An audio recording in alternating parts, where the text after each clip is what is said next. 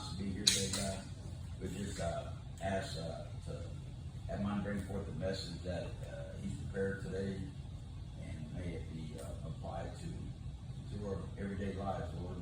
Let us learn what you want us to learn. Let us leave here learning something today that we didn't know yesterday, God. And let us always be observant to everything that's going on around us. Let us always enjoy everything that you give us on a daily basis. Lord, thank you for this time. Thank you for this place of worship. And we ask you to bless the ones that are not here today, Lord, whether working or sick or whatever's going on in their life. There's a lot of storms happening right now, Lord. We just ask you to quell these storms. We ask in your precious name, your son, Yeshua. Amen. All righty. So, a couple of things that I want to talk to AJ about so we can have clarity on it. I've had a few people, especially visitors, come. Well, you know, we've kind of taken a nonchalant attitude about it, but we should take a more diligent approach. But as well, I will work it out with AJ, and then we'll have a resolution on that, and we'll probably end up going to the tithing as most churches do. The second thing is that we need to talk about, and we'll have to. It's so funny, you know, when we got to start talking about church etiquette, and we'll start this in the Bible. Somebody Google, see if we can find this. What does it say about a man uncovering his head when he's in the house of God? What's it say about that? Say what? That a man should uncover his head? Let's see here. See what y'all can find real fast. What he's got here? Isn't that the same word woman's? I don't have a phone. No, the man. Well, it's old. Yeah. Cover his head. Ought not cover. Yes. 1 Corinthians 11:7. So, remember, we are trying to get to that point to where we're getting closer to God. That's the whole point. And I realize that not everybody is truly interested in getting close to God. Some people want to keep God at an arm's distance, and I mean, I understand that. I mean, that's the problem, is that we want God, but we want God on our terms. And Dory, does that work out? No. God is God, and God is the head, and we are the lesser. It also represents, and we're not going to get into detail, but we're going to study this about wearing hats in church. So if I'm going to be, you know, an example, then I am going to keep a hat on my church head. Your level of maturity and spirituality is quite another thing, and I don't want to deal with that. What I want to deal with is give you instruction. It's kind of like we've had, you know, the teachings upon taking of the Lord's Supper and then taking it unworthily. Why was it so important, Carrie, to force that thought that we need to make sure that we're taking the Lord's Supper properly? Do it wrong. Huh? So we don't do it wrong. Exactly. And, you know, so the thing is that there is certain things in church that you do, and certain things. It's like going to a picnic. If you go to a picnic and, you know, you're cooking and you pick a booger, do you handle the spatula? No. You blow your nose on your, you know, the rag that you're, you know, using to cook with and stuff like that. No, it's common sense. But apparently we have to talk about some of these things from time to time. But let's get off that one. So I woke up again late last night because I'd still not received anything. And my big problem I have is not direction. If I don't have a direction, it drives me nuts. In other words, if I've got like a big project, so if y'all have not noticed, I've been working, and David and I have been out there working, and Axton and I and David have been out there working, trying to get all that done, because in my mind, Lance, I have got this vision of being prepared for this winter. When the mowing business dies down, what do I want to have? I want to have something ready. I want to have it in place. So if I start working on it now, by the time winter gets here, I'll be ready for it. And so my mind works that way. But the problem is that for a day or so, I bounced around out there because I didn't have a clear direction on how to travel. I didn't know what to put where. You may have looked at a mess and the mess was so bad you didn't know where to start.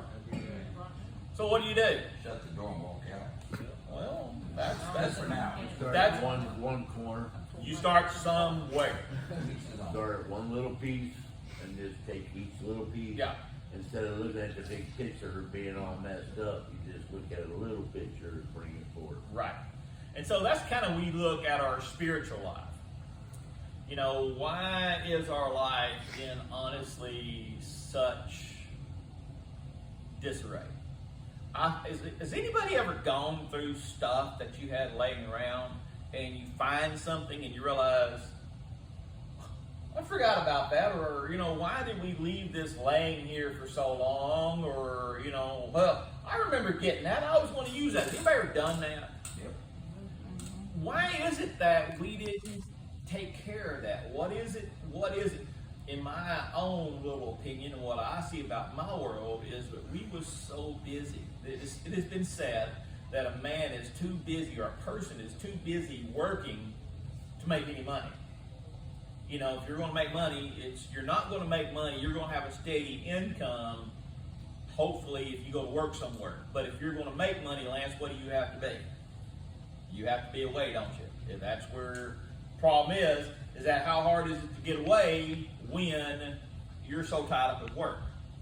So you can't, and I think that as well, I think that work, how can I say this? I think that employment is almost a form of servitude. In other words, what I'm saying is that we're tasked with an image. So in other words, we have something that we want. We've been shown that we want. Something we've been shown that we need. You know, we have these advertising that are catering to our desires. We have an image in our mind of what we want to achieve and what we want to do. Well, how do you get there? Axton had a perfect example of it yesterday, didn't he, David? He had a game in his mind. Prior to that, it wasn't a priority. Matter of fact, he said, Papa, he says, David went to go get Axton, and Axton was on the phone. He said, Papa, it would be rude on the phone. He said, be rude to get off my phone, so I would have to go to work. I said, so who's you talking to, my friend? He says, well, we normally have a 2-hour conversation. I said, do what? Well, we normally, it'd be rude to get off the phone before our 2 hours. That boy ain't talked to me 2 hours in a row in his life. So I'm sitting there, and so Ashton, he kind of mumbled around there and tried to work, and he was hot, he was all this. But once he had an idea in his mind, David, of what he wanted to achieve and what he wanted to get, what did he do? He started working, but it changed him to an idea. You understand what I'm saying? He had an idea, and he had a desire for something, because in reality, think about this thing. Does he really own it? It's a download thing, but at any given time, it's like having a downloaded CD. You know, back in the old days, you had the CD, or you had the album, or you had the tape, or whatever. You had it. But when you have digital music, do you really own it? No. You can change it, you can lose it at any given moment. But yet, he had it in his mind what he wanted. He had a desire. It wasn't a need, it was a desire. And so what did he do? He got chained to that need, chained to that desire. What did he find himself doing? Suffering for that right there. But in reality, is that not what we go through every day? We're suffering for our dreams. We're suffering for our desires that we've been told and sold the image of what we need. The problem is that when you're sitting there, you're not only tearing your body down, but you get this anxiety, you get this stress, you get this depression. Depression that it ain't happening fast enough. Anxiety, I'm not making enough money to pay my bills, or I'm not making enough money to do this. As well, it ends up, there's so many things. Y'all can see where all this ends up being this ball, and Lance, what happens to you? You're just consumed with this thing, aren't you? And it's just overwhelming to you. And so what do? How do you get rid of this stuff? Well, in the Bible, somebody go to Psalms 46:10, and this is a verse that we all know. They say this is one of the more popular verses that is written down on all kinds of signs, all kinds of things. And what does it say? Be still and know that I am God. Be still and know that I am God. Amen. The problem is that what has been the common theme that we have discovered when we talk about, okay, as an example, I have forever held the idea that Casa Bonita meant beautiful house. Well, I was looking the other day and I found out that Casa Bonita meant something different because it was a different word for Bonita. And I was like, a different word for beautiful. And I was like, well, you start thinking about these things and you're like, well, I never thought about it. I just got my own interpretation of it. So when we take this word, be still, and know that I am God, what is the image, or how do we interpret that phrase, be still? I know. What? To me or to everybody. Well, the problem is, now, bear this in mind. Well, I'm burying it in mine. How can you bear in mind doing what I'm going to say? The thing is that what we interpret, this is where we get in trouble. What we interpret is where we say, this means this. But does it truly mean that? And is that what the Bible said? Artie, you and I have had this conversation countless times, but we've always said, one day we're going to stand before God and he's going to say, that ain't what I said. That's right. Satan said it twice. Is that what God really said? In other words, is that the interpretation that God was using? Is that the meaning? No, we interpret it to represent. So go ahead and tell me your interpretation. To be still, from me, my point of view, be still. I exist on everything right then and there. And my mind is focused.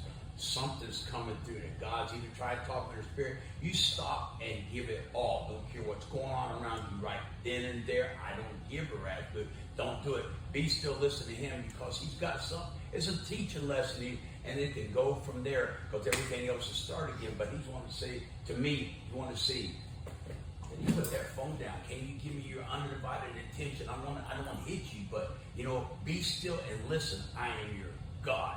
And that's how I know, and that's me. That is actually closer to the original interpretation. So, anybody else have an interpretation of that? For the longest time, I'll tell you my interpretation of it. Relax. Just chill out for a second. Calm down. God's got this. That, again, is an accurate interpretation. Does anybody else have another interpretation of what they see from this? What they see from that, what it means to you? Because I don't know about y'all, I get wound up. I'm sorry.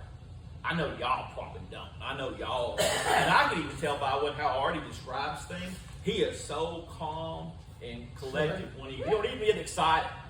He's just calm and he's in control of himself, and he ain't got to give a rat's booty hole. He's the picture of self-control. So am I.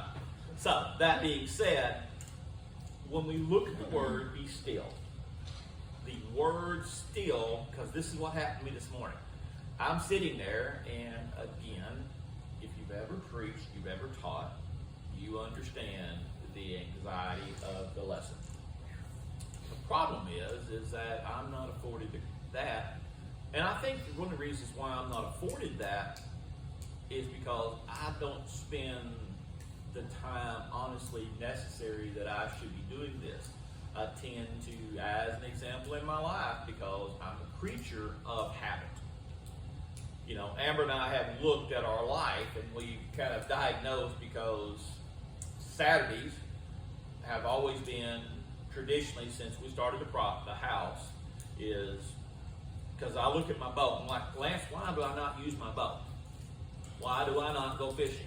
Well, the problem is that I love fishing, but when do I fish? I got one day to fish, Saturday morning. That's my day to fish. But when I'm building a house, Saturdays was my day, because every other night I would accomplish little things. Saturday was my day to just push and get as much done. Sunday I would try to have church, And so I had to eliminate my temptations of going fishing. So I shut my boat down, and I've even lost my key. I don't know where my key is in my boat now.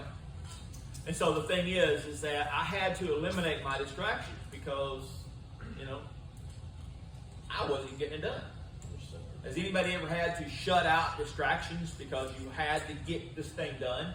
Well, the problem is that once you shut that distraction down, you form habits.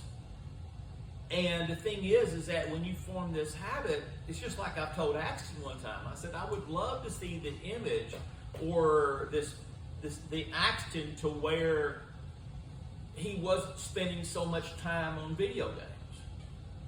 And then God basically spoke to me, and Axton would, this is what God's saying to me, and Axton would love to see the papa that isn't a workaholic.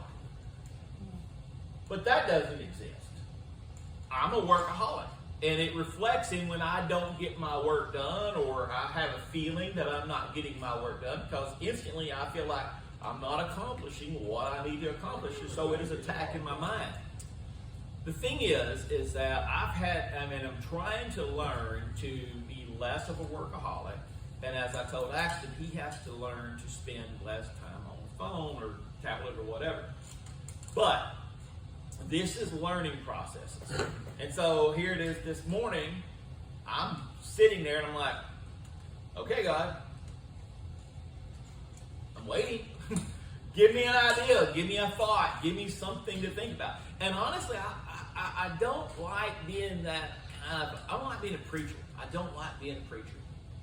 You know, I don't want to sit here constantly telling you everything you did wrong. That is not the role that I want. I don't want that.